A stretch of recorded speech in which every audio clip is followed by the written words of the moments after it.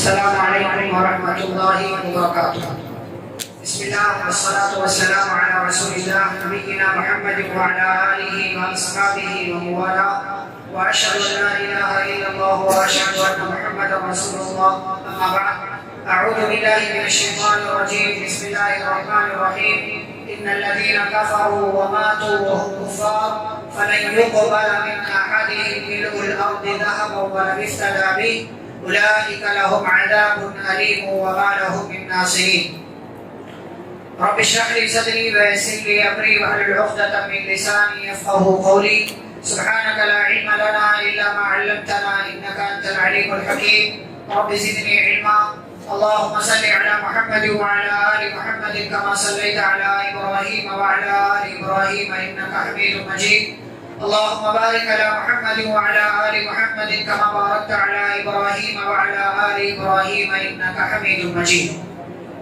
معزز حاضرین، اسلامی بھائیوں اور بہنوں، آج کی تراویح میں ہم نے الحمدللہ پارہ نمبر 3 مکمل سماعت کیا ہے، اور پارہ نمبر 3 کے تعلق سے کون کون سی باتیں آج آپ کے سامنے پیش کرنا ہے، اس میں ایک بہت ہی اہم اور بنیادی بات اللہ کا تعارف ہے، اللہ کا انٹروڈکشن ہے کہ ہم اور آپ اپنے رب کو پہچانیں۔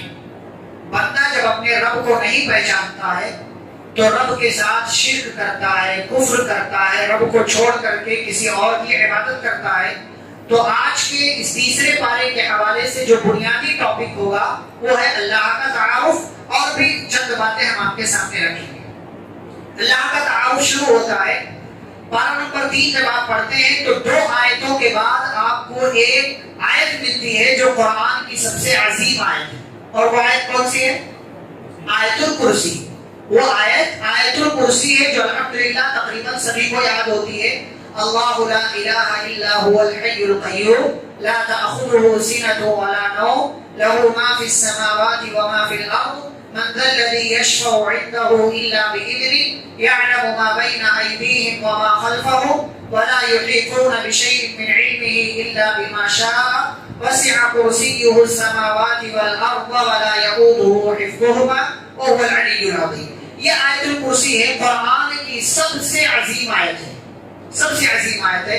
اس کے اندر اللہ کا تعارف ہے، اللہ کون ہے، کیا کر سکتا ہے، کیا کرتا ہے، اس کی ذات کن کن خوبیوں کی، اچھائیوں کی مالک ہے، وہ ساری باتیں اس کے اندر موجود ہیں۔ دیکھیں، اللہ یہ اس کا نام ہے، سب سے خوبصورت نام رب کا جو ہے وہ اللہ ہے۔ لا الہ الا ہو، اس کے سوا کوئی سچا معبود نہیں، یہ دوسرا تعارف۔ الحی، وہ ہمیشہ سے زندہ ہے۔ القیوم، ہمیشہ باقی رہنے والا ہے۔ 4 چیزیں ہوں گی۔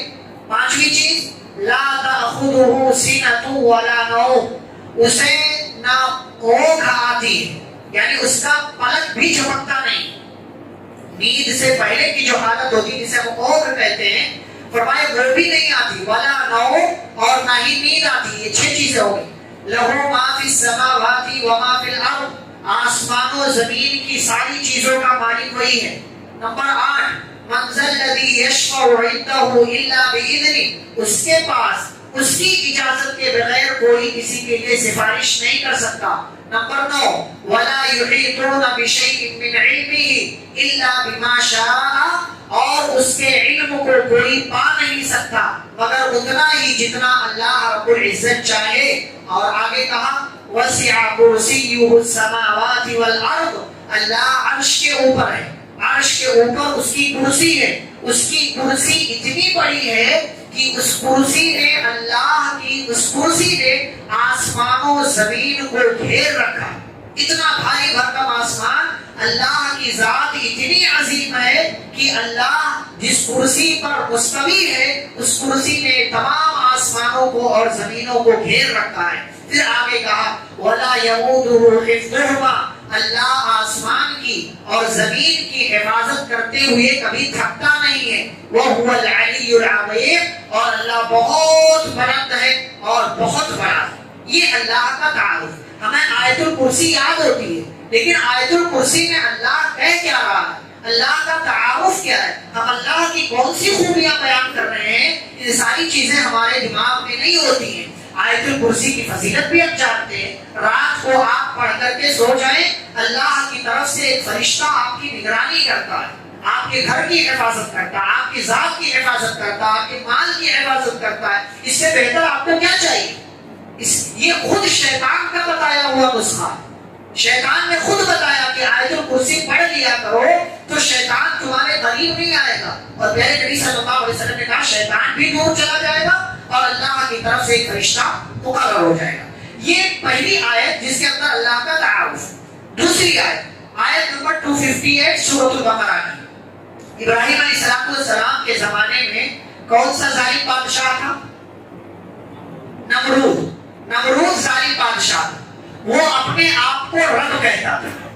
اسے جب پتا چلا کہ ہمارے علاقے میں ایک بندہ ہے جو کسی اور کو رب مانتا ہے، اس نے ابراہیم علیہ السلام کو بلایا اور کہا تمہارا رب کون ہے؟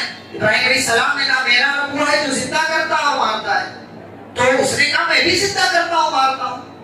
اور تفاسیر وغیرہ کے اندر روایت ہے کہ اس نے دو لوگوں کو بلایا قیدیوں کو، ایک کو مار دیا اور ایک کو چھوڑ دیا اور کہا دیکھو میں بھی زندہ کرتا ہوں مارتا ہوں۔ ابراہیم علیہ السلام سمجھ گئے یہ بیوقوف ہے، سمجھ گئے یہ بیوقوف ہے، اس کو دوسرے اینگل سے سمجھانا پڑے گا۔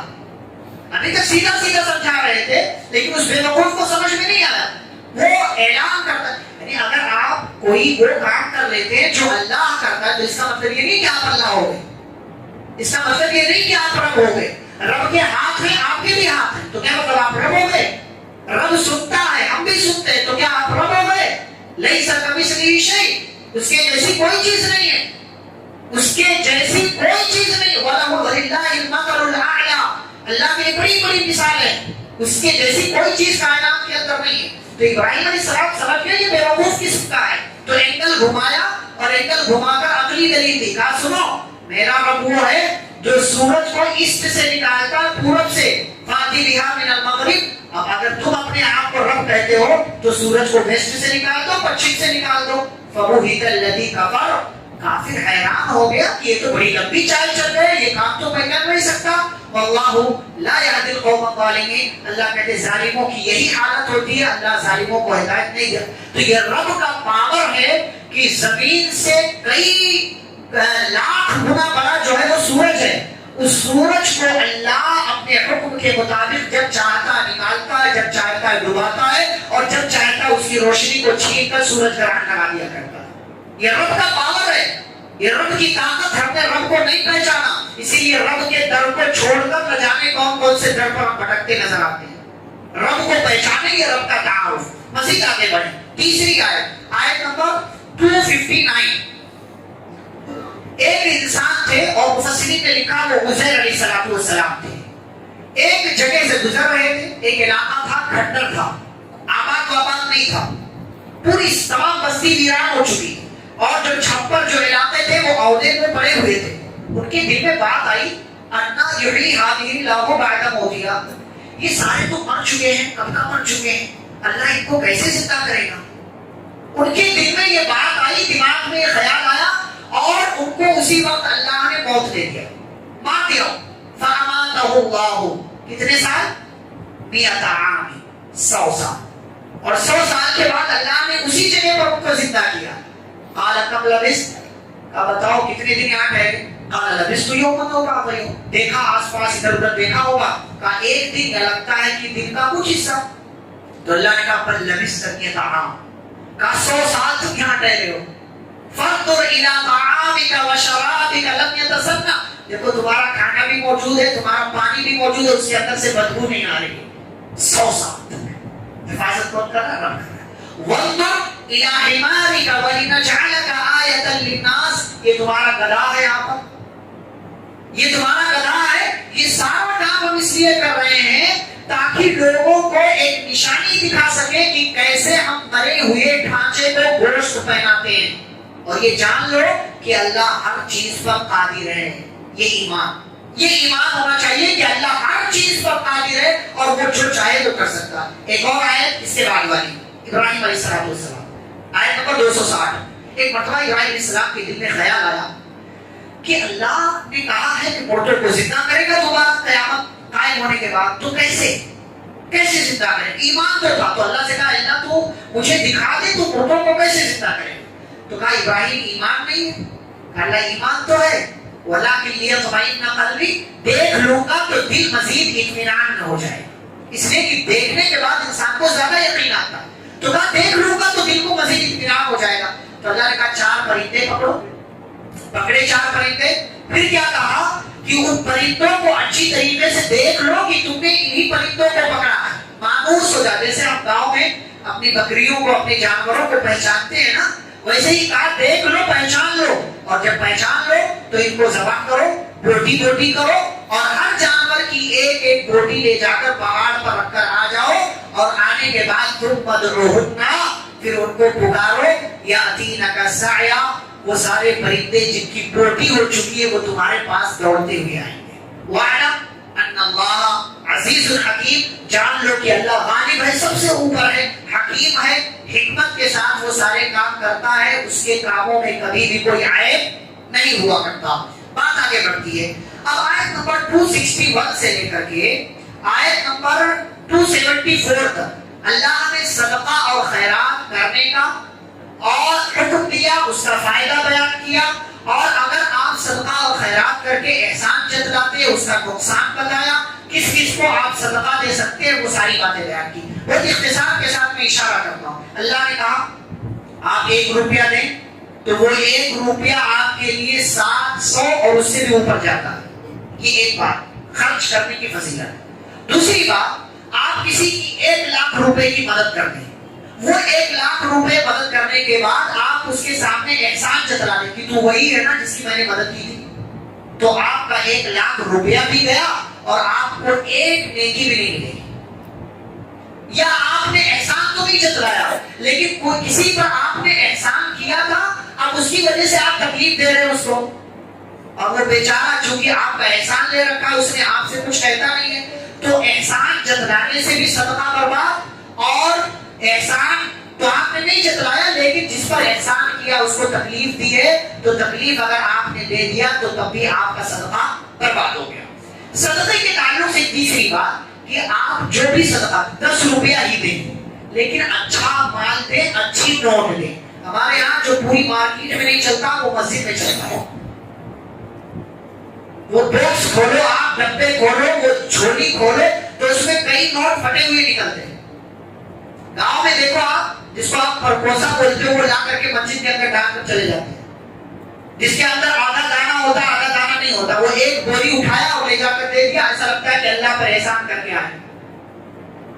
جو مال آپ نہیں لے سکتے وہ مال صدقہ کیسے کر سکتے ہیں آپ؟ جو نوٹ آپ خود برداشت نہیں کر سکتے وہ نوٹ مسجد میں ڈالنے کی جرأت کیسے ہوتی ہے آپ کی؟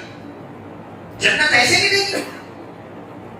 فرمایا یا ایھا الذین آمنوا انفقوا من طیبات ما کسبتم، جو اچھی چیز ہے وہ دو نا اللہ کے راستے میں، یہ کیا کہ وہ مال وہ خبیث ردی مال لا کر کے دے رہے ہو جس کو تم خود لینے کے لیے تیار نہیں ہوتے۔ یہ تیسری بات۔ چوتھی بات کہ خرچ کرتے ہوئے ہم ضرورت مندوں کا خیال کریں۔ آپ کے علاقے میں دیکھیں کون ضرورت مند ہے، کون مسکین ہے، کون غریب ہے، کون بیوہ ہے، کسی پیسے کی زیادہ ضرورت ہے، ان ساری چیزوں کا خیال کر کے ہمیں صدقہ کرنا چاہیے۔ پھر آگے اللہ نے سود کی حرمت کا تذکرہ کیا کہ اللہ نے سود کو حرام کیا ہے اور تجارت کو حلال کیا ہے، لیکن بہت سارے لوگ سود کھاتے ہیں، سود کا کاروبار کرتے ہیں، سود میں ملوث ہیں، ہائی ڈپوزٹ پہ گھر لے رہے ہیں، یہ ساری چیزیں سود کی قسموں میں سے ہیں، یہ سب حرام ہے۔ کسی کو قرض دینا، قرض کے بدلے فائدہ لینا، یہ بھی سود ہے، یہ حرام ہے۔ بینک سے سود پر، جبکہ آپ کے پاس پیسہ نہیں ہے، محض گھر لینے کے لیے آپ بینک سے انشورنس لیتے ہیں، ہوم لون لیتے ہیں، تو یہ بھی حرام ہے آپ کے لیے۔ پیر اتنا پھیلائیں جتنی آپ کے پاس چادر ہے، چادر سے زیادہ پیر پھیلائیں گے سردی لگے گی اور ممکن ہے کوئی جانور آپ کو کاٹ کر چلا جائے۔ چادر سے زیادہ پیر پھیلائیں گے، یہ سود آپ کی زندگی میں بھی وبال بن کر آئے گا، آخرت میں بھی وبال بن کر آئے گا، اور یہ اللہ اور اس کے رسول سے جنگ ہے، اور جنگ کرنے والا کبھی بھی کامیاب نہیں ہو سکتا۔ پھر آگے اللہ نے قرض کا حکم بیان کیا۔ دیکھیں ہمارے سماج میں ایک سنت جو لوگوں نے چھوڑ دیا ہے، ایک طریقہ، وہ یہ کہ کسی کو بھی آپ قرضہ دیں تو لکھ لیا کریں، لکھ لیا کریں۔ ہمارے یہاں لوگ نہیں کہتے ارے یار مجھ پر بھروسہ نہیں، ٹھیک ہے بھائی بھروسہ ہے لیکن لکھ لیں گے تو ہو سکتا ہے آپ کا انتقال ہو جائے، آپ کے بعد وہ فائدہ ہوگا. اس لیے کہ قرض اتنا ڈینجر معاملہ ہے، آپ کا انتقال ہو گیا اور آپ کسی کے قرض دار ہیں تو جب تک آپ کی طرف سے وہ قرضہ ادا نہیں ہوتا یا جس سے آپ نے لیا وہ معاف نہیں کر دیتا ہے، تب تک آپ کا معاملہ بیچ میں لٹکا ہوا ہے. اور پیارے نبی صلی اللہ علیہ وسلم ایسے قرض داروں کی نماز جنازہ ادا نہیں کیا کرتے تھے. یہ بڑی عجیب بات ہے کہ ہمارے یہاں لوگ بھروسے یقین کریں، مجھ پر بھروسہ نہیں ہے. ٹھیک ہے بھروسہ ہے، لیکن قرآن نے کہا کہ لکھ لو تو لکھ لینے سے تمہارے لیے بہتر ہوگا، افضل ہوگا. یہ جو ہے درمیانی راستہ ہے، انصاف کا راستہ ہے، اسی کو اختیار کیا کرو. ورنہ بہت سارے فتنے، فساد، خرابیاں، بگاڑ اور پارٹنروں کے جو ہے وہ جھگڑے ہو جاتے ہیں. دوست ہے، قرضہ لیا ہے لیکن قرض لینے کی وجہ سے جو ہے جھگڑا ہو جاتا ہے. 1 لاکھ لیا تھا، 50 لاکھ لیا تھا، 10 لاکھ لیا تھا، وہ کہتا نہیں اتنا لیا تھا، وہ کہتا نہیں. چونکہ لکھا نہیں ہے، کوئی گواہ نہیں ہے، اس لیے کوئی کچھ بھی دعویٰ کرتا ہے تو لکھ لیا کرے قرضہ. اچھا، سورہ بقرہ کی آخری 2 آیتیں، وہ آخری 2 آیتیں بڑی فضیلت والی ہیں. پیارے نبی صلی اللہ علیہ وسلم معراج کے سفر میں گئے تھے تو اللہ نے یہ دونوں آیتیں وہاں تحفے میں دی تھی. اور پیارے نبی صلی اللہ علیہ وسلم نے فرمایا سورہ بقرہ کی آخری 2 آیتیں جو رات میں پڑھ لے اور پڑھ کر کے سو جائے تو یہ دونوں آیتیں اس کے لیے کافی ہوگی. کس چیز سے کافی ہوگی اس کا تذکرہ نہیں کیا، بات کو عام رکھا. ہر چیز سے یہ دونوں آیتیں آپ کے لیے کافی ہو جائیں گی. شیطان سے، بری چیزوں سے، حملے سے، خرابیوں سے، بگاڑ سے اور کسی بھی طریقے کی تمام تر آفتوں سے یہ دونوں آیتیں آپ کے لیے کافی ہوگی. جس کو یاد ہے الحمدللہ، جس کو نہیں یاد ہے ہر رات میں سورہ بقرہ کی آخری 2 آیتیں پڑھ کر کے سونے کا اہتمام کریں اور اسے یاد کرنے کی کوشش کریں. اور اس رمضان آپ ان دونوں آیتوں کو ضرور یاد کر لیں تاکہ یہ دونوں آیتیں آپ کی زندگی میں آپ کے لیے کارآمد ثابت ہوں. پھر بات آگے بڑھتی ہے اور سورہ نمبر 3 سورہ آل عمران کا آغاز ہوتا ہے. اس کے اندر ابتدا میں اللہ نے اپنی تعریف، اپنا تذکرہ بیان کیا کہ اللہ کیا کیا کام کرتا ہے. اللہ نے کتاب نازل کی، اللہ نے مختلف طرح کی چیزیں انسان کے لیے پیدا کی. اللہ سے کوئی چیز چھپی ہوئی نہیں ہے، نہ آسمان کی نہ زمین کی. اللہ ہی نے تمہیں جیسی صورت میں چاہا ڈھال دیا. اب اسی دیکھیں مسجد میں بیٹھے ہوئے ہیں 100 150 200 آدمی ہیں لیکن کسی کا چہرہ کسی سے نہیں ملتا. یہ سارے کام کرنے والا کون؟ یہ اللہ ہے. یہ اللہ ہے. ہم تو بغیر کسی کو دیکھے ہوئے کوئی اسٹرکچر تک نہیں بنا سکتے، لیکن اللہ اس وقت دنیا کی آبادی 750 کروڑ ہے، لیکن 750 کروڑ لوگوں میں کوئی کسی سے میچ نہیں کرتا. کسی کا کسی سے کوئی نہ کوئی فرق ضرور ہے. یہ سارے کام کرنے والا کون ہے؟ رب العالمین ہے. سبحان اللہ و بحمدہ سبحان اللہ العظیم. پھر آگے اللہ نے مال و دولت کا تذکرہ کیا. مال و دولت سے انسان کی محبت ہے اور فطری ہے، یہ نیچر میں ہے انسان کے کہ انسان مال سے محبت کرتا ہے. مختلف طرح کی چیزوں سے جن کو آپ مال و دولت سمجھتے ہیں، بینک بیلنس ہے، تجارت ہے اور پلاٹ ہے، فلیٹس ہے، زمینیں ہیں، مختلف طرح کی چیزیں انسان محبت کرتا ہے. لیکن اللہ کیا کہتے ہیں؟ ذالک متاع الحیات الدنیا، یہ سب دنیا کی چیزیں ہیں اور اللہ کے پاس جو ہے وہ بہترین ٹھکانہ ہے، اس کو حاصل کرنے کی فکر کرنی چاہیے. پھر اللہ رب العزت نے آگے اور تعارف کرایا. آپ نے کہا اللہ وہ ہے جو مالک الملک ہے، بادشاہوں کا بادشاہ ہے اور وہ جس سے چاہتا ہے بادشاہت چھین لیتا ہے، جس کو چاہتا ہے بادشاہت دے دیتا ہے. فرعون قارون بادشاہت دیا، اللہ نے چھین لیا جب اس کا ان لوگوں نے صحیح استعمال نہیں کیا.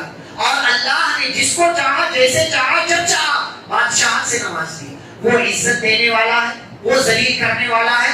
کائنات کے تمام لوگ چاہیں تو مجھے عزت نہیں دے سکتے، اور اگر کائنات کے تمام لوگ چاہیں تو اللہ کی مرضی کے بغیر مجھے ذلیل نہیں کر سکتے. یہ اللہ کا کام ہے، اللہ یہ سارے کام کرتا ہے. پھر کیا کہا آگے؟ اللہ وہ ہے جو رات کو دن میں داخل کرتا ہے اور دن کو رات میں داخل کرتا ہے. کبھی دیکھا کہ رات جو ہے وہ اپنے آج کتنے پہ افطاری تھی؟ 6:54 پر. کیا اس غروب آفتاب کو، سورج کو اس بات کی ہمت ہے کہ وہ 6:54 کے بجائے 7:54 پر ڈوبے؟ یہ ہمت نہیں اس کے اندر. کیوں؟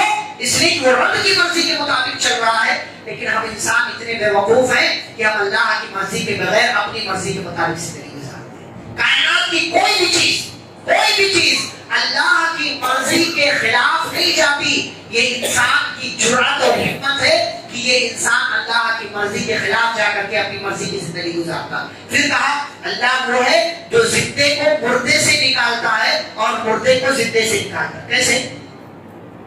کیسے؟ اللہ مرغی جو ایک زندہ مخلوق ہے اس سے ایک انڈا پیدا کرتا ہے, انڈا مردہ ہے, اور انڈا مردہ ہے, اللہ اس سے ایک زندہ یعنی مرغی یا مرغا پیدا کرتا ہے. یہ اللہ کا کام ہے, اللہ کا کام. انار کا دانہ دیکھا کبھی آپ نے؟ اس کو ایک کے اوپر ایک رکھنے والا کون ہے؟ آپ پوری محنت کر جائیں, انرجی صرف کر دیں, آپ ایک کے اوپر ایک انار کا دانہ زندگی بھر لگا دیں, کبھی نہیں کر سکتے آپ جیسے اللہ نے کر کے رکھا ہے. یہ اللہ کا کام ہے. اور پھر اس کے اندر رس ڈالنا, اس کے اندر مٹھاس ڈالنا, اس کے اندر جو ہے مختلف طرح کے کلر ڈالنا, یہ سارے کام کون کرتا ہے؟ یہ ہمارا رب کرتا ہے. پھر اس کے بعد کہا وَتَرْزُقُ مَن تَشَاءُ بِغَيْرِ حِسَابٍ, اے اللہ تو جس کو چاہتا ہے بغیر حساب کے روزی دیتا ہے. اور کیسے دیتا ہے؟ آگے ایک مثال ہمارے سامنے. مثال کیا ہے؟ مریم علیہ السلام کو جانتے ہیں آپ؟ مریم علیہ السلام کس کی ماں ہے؟ عیسیٰ علیہ السلام کی. یہ جب اپنی ماں کے پیٹ میں تھی, مریم علیہ السلام جب اپنی ماں کے پیٹ میں تھی تو ان کی ماں نے نظر مان لیا, منت مان لی کہ اللہ میرے پیٹ میں جو ہے وہ پیدا ہونے کے بعد میں تیرے لیے آزاد کر دوں گی, تو اس کو قبول کر لیا. ان کو کیا لگا کہ پیٹ میں جو ہے وہ لڑکا ہوگا, تو انہوں نے نظر مان لی. اب جب پیدائش ہوئی, حمل کی مدت ختم ہوئی اور جب پیدائش ہوئی تو دیکھا کہ یہ تو لڑکی ہے. تو اللہ سے کہا اللہ میں نے لڑکی پیدا کیا ہے, اور لڑکا اور لڑکی دونوں میں فرق ہے. یہ مریم علیہ السلام کی ماں کہہ رہی, پھر بھی کیا کہتی ہے؟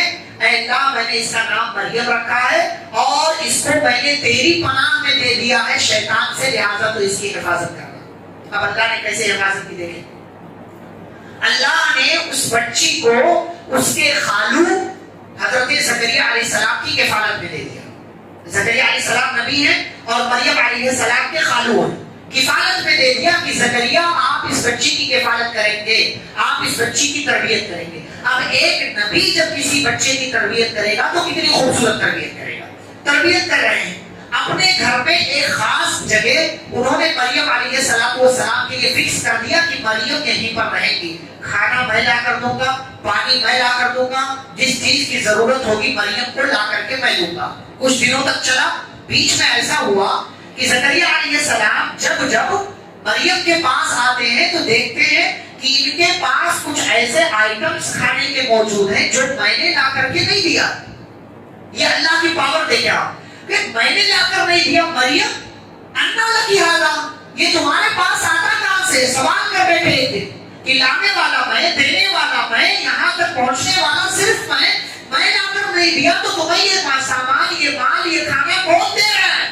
وہ چھوٹی سی ننھی سی بچی کیا جواب دیتی ہے؟ وہ من عند اللہ, یہ اللہ کے پاس ہے, یہ اللہ کے پاس سے ہے, بغیر سورس, بغیر ذریعے, بغیر کسی سبب کے. اللہ رب العزت آپ کی چاہے تو مدد کر سکتا ہے. اس رب کو ہمیشہ یاد رکھیں. اچھا یہ بات ہوئی, ابھی تک زکریا علیہ السلام کے یہاں اولاد نہیں تھی. جب اتنا بڑا کارنامہ دیکھا کہ اللہ بغیر سورس کے مریم کو کھلا پلا رہا ہے, ہنالک دعا زکریا ربہ, اسی جگہ پر اللہ سے دعا کر بیٹھے. اس سے پہلے بھی دعا کر رہے تھے لیکن اللہ کا ایک معجزہ دیکھا تو اللہ سے دعا کر بیٹھے, رب هب لی من لدنک ذریۃ طیبہ, کہ اللہ میں بے اولاد ہوں, مجھے ایک نیک اور صالح اولاد عطا فرما. انک سمیع الدعاء, بے شک تو دعاؤں کا سننے والا ہے. یہ ایمان, یہ یقین ہونا چاہیے اپنے رب پر کہ آپ کا رب جو چاہے وہ کر سکتا ہے.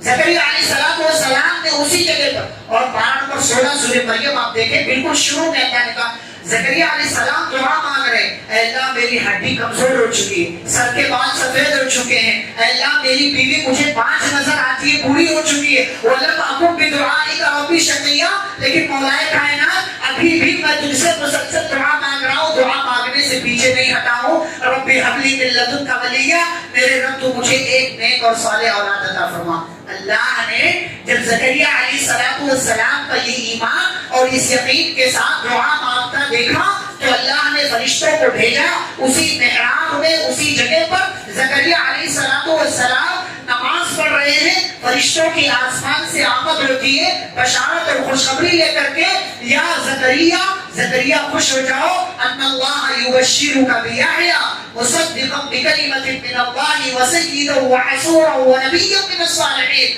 اللہ آپ کو ایک بچے کی خوشخبری سناتا ہے جس کا نام خود اللہ نے رکھا ہے، جس کا نام یحییٰ ہوگا۔ یہ اللہ ہے، یہ اللہ ہے۔ زکریا علیہ السلام نبی ہیں، فرشتوں کی بات سنا، یقین بظاہر نہیں آیا کہ اب تک جو کارنامہ نہیں ہوا میری زندگی میں وہ اب کیسے ممکن ہے۔ اللہ سے کہا اللہ یہ کیسے ممکن ہے، میرے یہاں اولاد ہو جائے، میں بوڑھا ہو چکا ہوں، میری بیوی 5 ہے، اللہ یہ کیسے ممکن ہے؟ اللہ نے جواب دیا کذالک اللہ یفعل ما یشاء، ایسے ہی تو اللہ کرتا ہے جو چاہتا ہے۔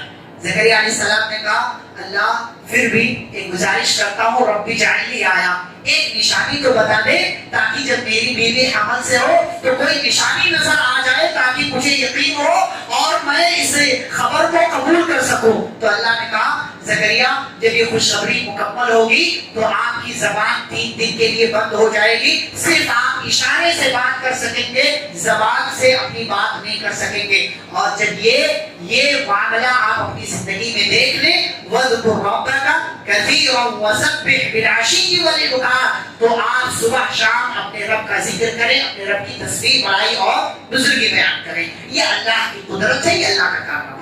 آخری 2 باتیں بتا کے بات ختم کرتا ہوں۔ ایک اور کارنامہ اللہ کا، یہی مریم جو چھوٹی تھی بڑی ہو گئی تو اللہ کی جانب سے ان کو حکم ملا، نبی نہیں ہے، کسی عورت کو اللہ نے نبی اور رسول بنا کر نہیں بھیجا، تو اللہ نے ان کے دل میں بات ڈالی، فرشتوں کو ان کے پاس بھیجا اور یہ پیغام دیا کہ آپ اپنے رب کے لیے اپنا چہرہ پھیر دیجئے، رکوع کیجئے، سجدہ کیجئے، اللہ کی عبادت کیجئے۔ اور ایک دن ایسا ہوا کہ اللہ رب العزت نے، میں شارٹ بتاؤں گا پھر سورہ مریم میں اس کا تذکرہ آئے گا، اللہ نے ان کے جب بڑی ہو گئی تو اللہ نے فرشتہ بھیجا جبریل علیہ السلام کو۔ جبریل علیہ السلام نے اللہ کے حکم سے پھونک مارا اور مریم علیہ السلام حمل سے ہو گئی۔ فرشتے نے کہا کہ اللہ آپ کو ایک بچے کی خوشخبری دیتا ہے۔ مریم حیران ہوگی، اللہ میرے ہاں بچے کی پیدائش کیسی ہوگی، آج تک مجھے کسی انسان نے چھوا تک نہیں۔ تو اللہ نے پھر وہی جواب دیا جو زکریا کو دیا تھا، کذالک اللہ یخلق ما یشاء، ایسے ہی تو اللہ پیدا کرتا ہے، اس کا کام کیا ہے، اذا قضى امرا فانما يقول له كن فیکون، اس کا معاملہ یہ ہے جب کسی کام کو کرنا چاہتا تو کہتا ہو جا، فیکون وہ چیز ہو جایا کرتی ہے۔ اور اس کے بعد عیسیٰ علیہ السلام پیدا ہوئے، جس کا تذکرہ تفصیل سے انشاءاللہ بارہ پر 16 میں کریں گے۔ لیکن یہاں ایک اور کارنامہ اللہ کا، اور وہ کارنامہ یہ، عیسیٰ علیہ السلام بڑے ہوئے، اللہ نے پیغمبر نبی اور رسول بنا دیا، کئی سارے معجزات دیے، وہ مردوں کو بھی زندہ کر سکتے تھے، اتنا بڑا معجزہ دیا، لیکن وقت کے حاکم نے عیسیٰ علیہ السلام کو قتل کرنا چاہا تو اللہ نے عیسیٰ علیہ السلام کو زندہ آسمان پر اٹھایا۔ زندہ آسمان، یہ اللہ کی قدرت ہے، زمین والے سب پلاننگ کر رہے ہیں، اسی لیے اللہ نے کیا کہا وَمَكَرُوا وَمَكَرَ اللَّهُ وَاللَّهُ خَيْرُ الْمَاكِرِينَ، زمین والے اپنی پلاننگ کرتے ہیں، عرش والا اپنی پلاننگ کرتا ہے، اور عرش والے سے بہتر پلاننگ کرنے والا کوئی اور نہیں ہے۔ اللہ نے زندہ آسمان پر حضرت عیسیٰ علیہ السلام کو اٹھا لیا۔ آخری بات بتا کر بات ختم کروں گا جو اس پارے کی آخری آیت میں ہے، اور وہ یہ کہ میرے بھائیوں، بزرگوں، اسلامی ماں اور بہنوں، اپنے ایمان کی، اپنے عقیدے کی حفاظت کریں۔ جو ایمان، جو دولت آپ کے پاس عقیدے کی اچھائی کی خوبصورتی کی صورت میں آپ کے پاس موجود ہے، اس کی حفاظت کریں، اس لیے کہ ایمان سے بڑی کوئی دولت نہیں، ایمان سے بڑی کوئی دولت نہیں ہے۔ اور ایمان اتنی بڑی دولت ہے کہ اللہ نے کہا ایک بندہ جو کفر پر، شرک پر مر گیا ہو، قیامت کے دن ہمارے پاس آئے گا اور مان لو، فرض کر لو کہ وہ زمین کے برابر بھی ہمیں سونا دے اور کہے اے اللہ یہ زمین کے برابر سونا لے لو اور بدلے میں ہمیں جہنم سے نجات دے دو، تو اللہ کہتے فلن یقبل، وہ زمین کے برابر بھی سونا ہم اس کی طرف سے قبول نہیں کریں گے۔ پتہ کیا چلا، ایمان اتنی بڑی دولت ہے کہ زمین کے برابر سونا کسی کے پاس ہو اور آپ کے پاس صرف ایمان کی دولت ہو تو وہ زمین کے برابر سونا اس ایمان کی دولت کا مقابلہ نہیں کر سکتا. آپ جیسی چاہے زندگی گزاریں لیکن اپنے ایمان کی عقیدے کی حفاظت کریں, اپنے بچوں کی اچھی تربیت کریں. یہی پیغام ہے. اور اللہ کو پہچانیں. اللہ کو پہچان لیں گے تو اللہ کے ساتھ کبھی بھی آپ شرک اور کفر نہیں کریں گے اور شیطان آپ کے عقیدے پر حملہ نہیں کر سکے گا. اللہ رب العزت سے دعا ہے اللہ سبھی کو اپنے ایمان کی, اپنے عقیدے کی حفاظت کرنے کی توفیق عطا فرمائے. اللہ جب تک دنیا میں زندہ رکھے اسلام اور ایمان پر زندہ رکھے, خاتمہ و خاتمہ بالخیر ہو. وصلی اللہ تعالی علی نبینا محمد وعلی آلہ وصحبہ اجمعین برحمتک یا ارحم الراحمین. ربنا تقبل منا انک انت السمیع العلیم. سبحانک اللهم وبحمدک اشهد ان لا اله الا انت استغفرک واتوب الیک. والسلام علیکم ورحمۃ اللہ وبرکاتہ.